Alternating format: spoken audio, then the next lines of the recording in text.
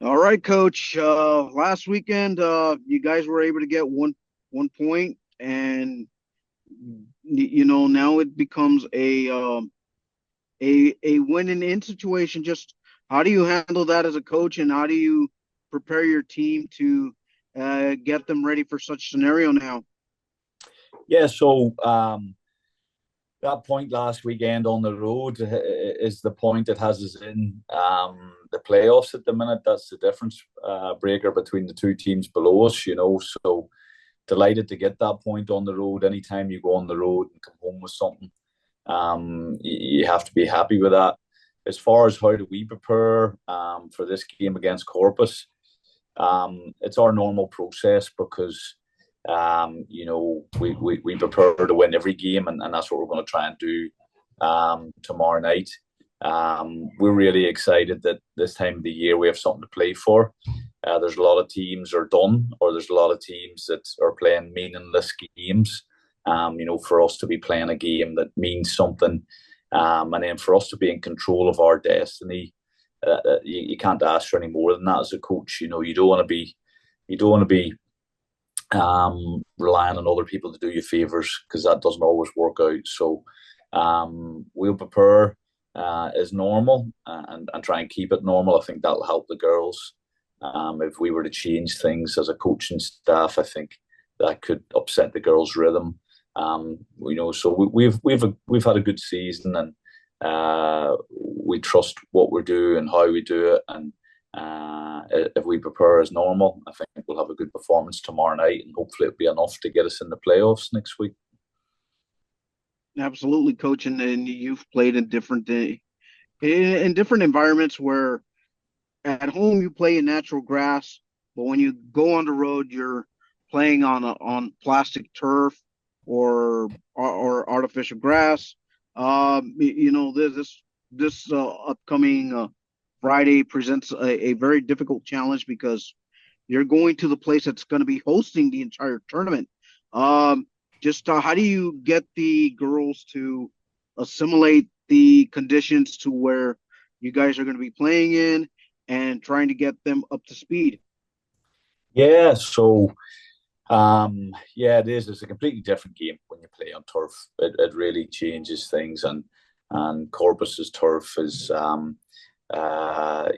slightly older, without being rude. It will play very fast, and it will be very bouncy, and it'll be very hard on the bodies. So, that's something we have to prepare for physically. As far as tactics, some of the things we talk about is playing defeat, more pass and move soccer on the turf. As it is very quick if you're playing through balls and stuff like that, or trying to play balls over the top. They tend to bounce and run out of bounds. So really, you need to play. Take a few extra touches on the turf, slow the game down, and try and play the feet more. Um, but again, it's not something that scares me, Ray. We've actually played on turf several times this season and been unbeaten. It took us a little while to get our feet under our ground at Southeastern last week and get used to their turf in the first half. But in the second half, we played some really good soccer and got a draw there. Earlier in the season, we went and played on turf at Tarleton State and played some of our best soccer of the season and got a good draw there. And then in Incarnate Ward, we went and played on their turf and we were able to get a win there. So hopefully the fact that we've been unbeaten on turf this season will bode well, and hopefully tomorrow night we're still saying we're unbeaten on turf and looking forward to the tournament next week. Absolutely, Coach. And a couple of more questions to finish this one up. Corpus Christi is also a place where it brings quite good memories for you because you were able to gain some of your first victories out there. You guys were able to win your first couple of derbies up there. Just how does it feel now to go in with an extra set of, I guess, pressure or just a little bit more stressful environment because knowing that you guys control your own destiny when you're in, and you guys have had some pretty good success historically.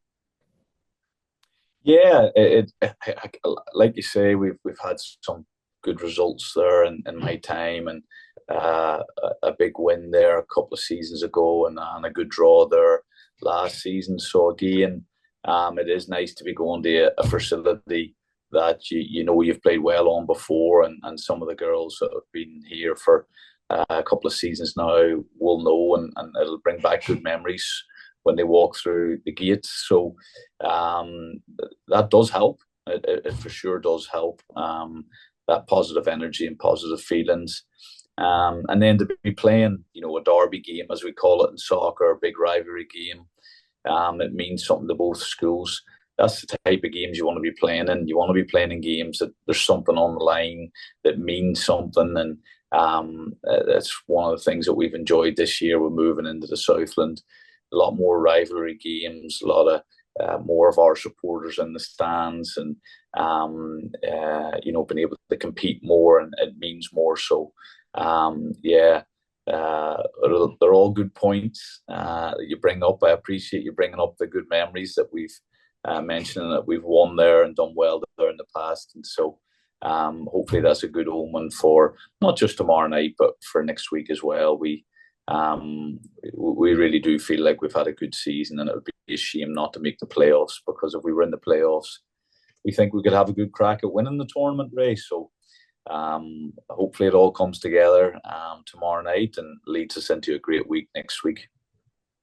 And lastly, Coach, senior midfielder Libby Balfus, you know, she became a cornerstone a cornerstone of the program, playing a lot of minutes. You know, being a senior leader for this team. Just how do you now get her to? How does the team rally around a senior who has been through the battles and now looking to go to one more battle for you one more time and trying to get another victory for you guys? Yeah.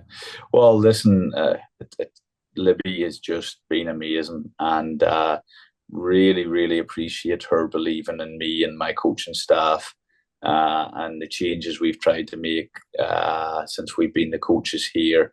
And she's really bought into it, and she's really led. And it's not really about getting the girls to rally around her; it's getting the girls to follow her. She's one of our captains. She's one of our leaders, and does a great job. Every game, you know, you're going to get with Libby, you're going to get 100%. She's going to be up and down that wing, and she's going to give you everything. And so I think it's a case of, you know, getting the rest of the girls to follow her lead, and same with the other seniors on the team, people like Abby Bailey. You know, it's about going out and following them, but it's also about making sure that their season is extended for another week or two, and giving them what they deserve. It's been fun to see Libby. You know, I feel like for the last sort of 3 weeks, every game has brought another record that she's broke. You know, and last week when we were congratulating her on the latest record, I made a joke that she probably has the most throw-ins in program history as well. You know, to go with that. So maybe that's something fun Danny can do, is count how many throws she's taken over her career. You know, but Libby's been wonderful, and she's been a joy to coach, and hopefully I get to coach her for another couple of weeks. You know, you bring in the throw-ins records. That kind of reminds me a little bit of Roy Delap of Stoke City, the long ball Tony Pulis era. Yeah, we just need a Peter Crouch in the box, you know, to finish some of these throw-ins off. And I brought that up with the girls. Well, probably again, yeah, it was probably 3 weeks ago. We had a sort of little team meeting, and we talked about things. And one of the things that we highlighted was how good and dangerous Libby's throw-ins were. And I felt we needed to do more to take advantage of them and get goals from them. And so I'm delighted the girls have responded with that.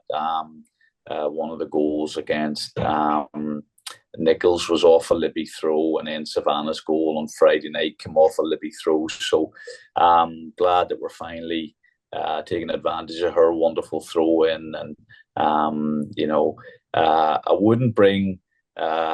Libby loves soccer, and she's brilliant at soccer, but she wouldn't be the biggest one for watching soccer. So I don't think she's any idea who Rory Delap or Stoke City or Tony Pulis is, but I certainly know what you're talking about, and didn't enjoy in the old days when Stoke City were doing that to Tottenham. Was on the receiving end once or twice too many, Ray. You know. I'm sorry to bring that up, but when you mentioned Peter Crouch, I'll never forget that acrobatic goal that he scored against Man City, Yeah, yeah, yeah. where we just needed the robots celebration there. Yeah, yeah.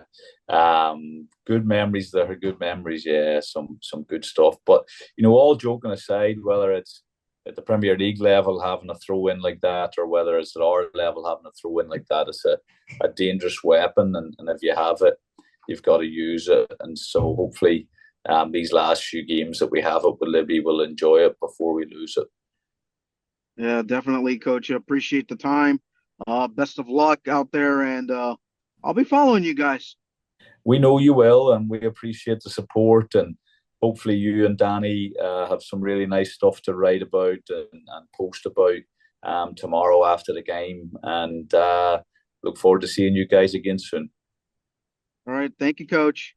Cheers, everyone.